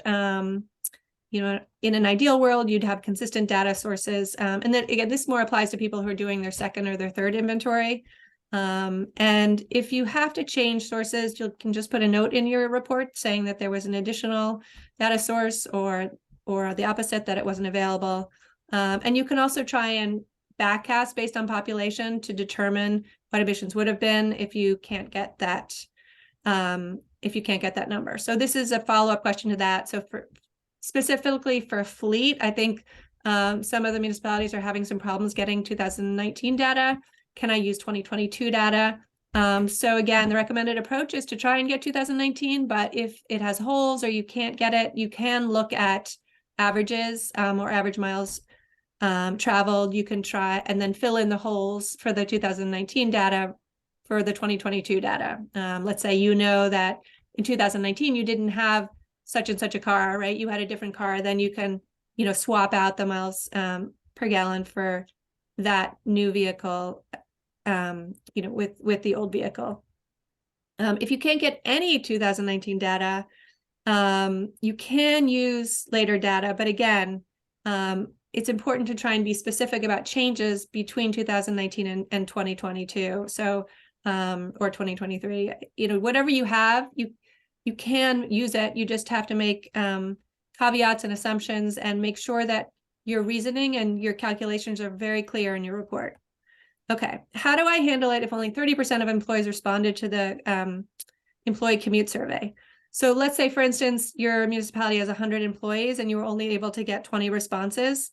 What you can do is just look at the averages that you did get from your data and extrapolate. So let's say you find from the 20 responses that you got that the average per weekly commute is 30 miles. And then you can assume that 30 miles for the remaining 80 employees. So 30 miles a week for 100 employees, that's 3,000 vehicle miles traveled, VMT, in a week. And let's say for your 20 responses, the average miles per gallon was 20 miles per gallon. Then you can again extrapolate for the remaining 80 and say, okay, we're going to just assume that all 100 employees had an average miles per gallon of 20. So that's one way to do it. It's not ideal, but it's the best in this scenario. So we hope that will work. Any guidance on lawn equipment?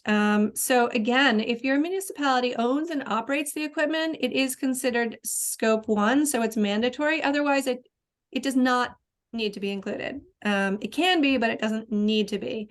And just to note, lawn equipment is considered part of off-road vehicles, which is not too intuitive, but here's a list of other off-road vehicles. I'm not going to read through these all, but you can use this list to speak with your DPW probably and see if they own any of these things. And if so, if there's any way you can get gas consumption in 2019 for this equipment. It's a stretch, I know, but hopefully you don't have it, you can at least reference it in your report as this is mandatory if it's owned and operated by the municipality.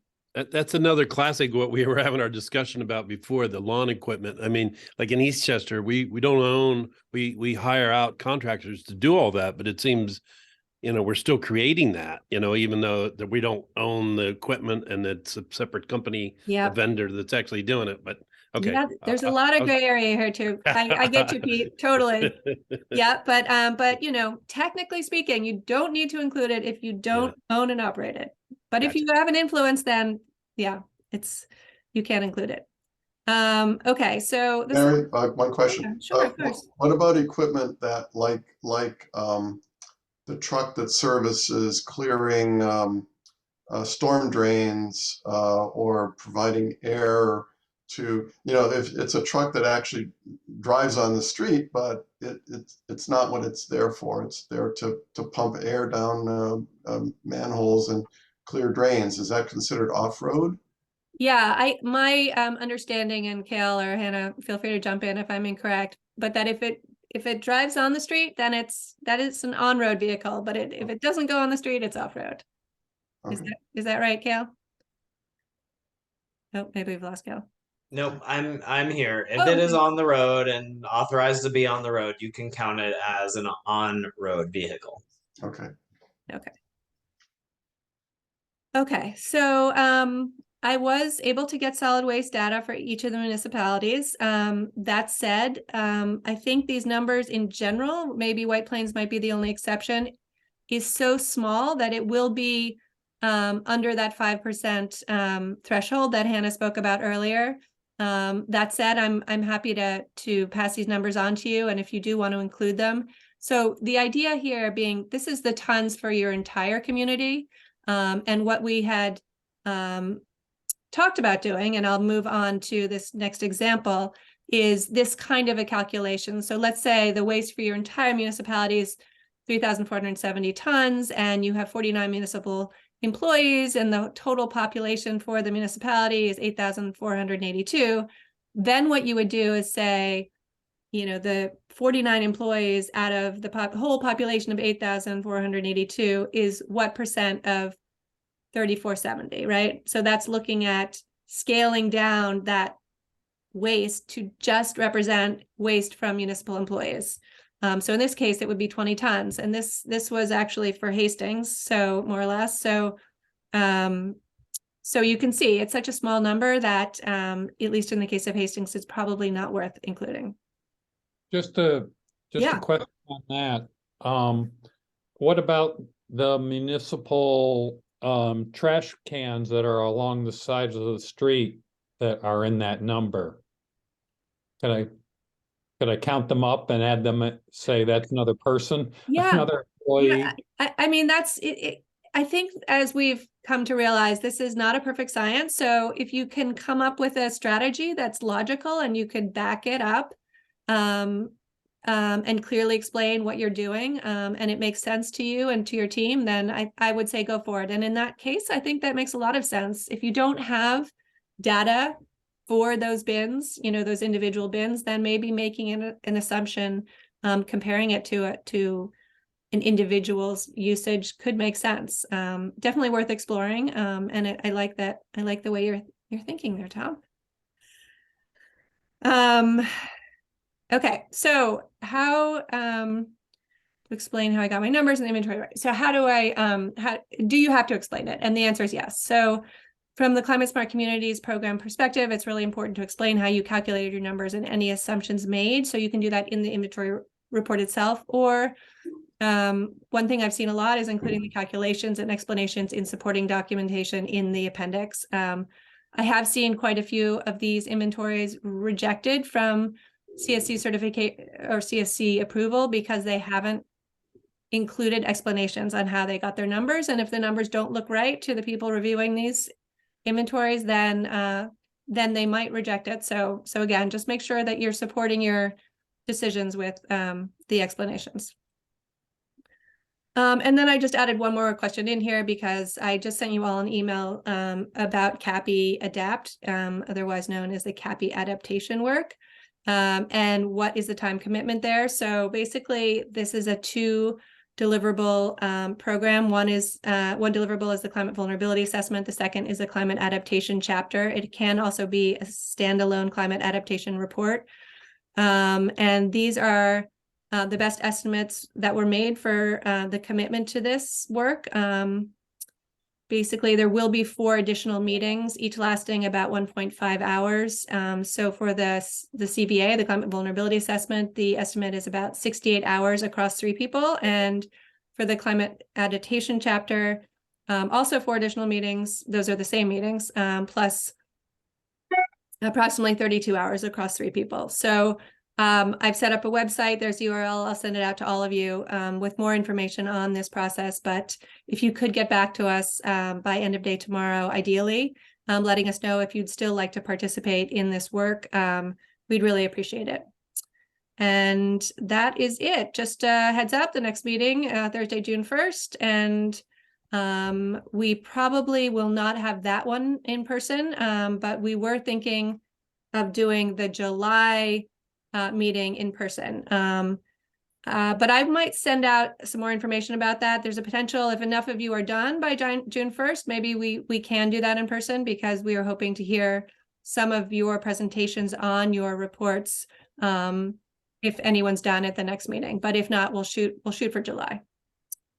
And that is it for me. Thank you all for coming, and hopefully we'll see you at office hours or at the next meeting.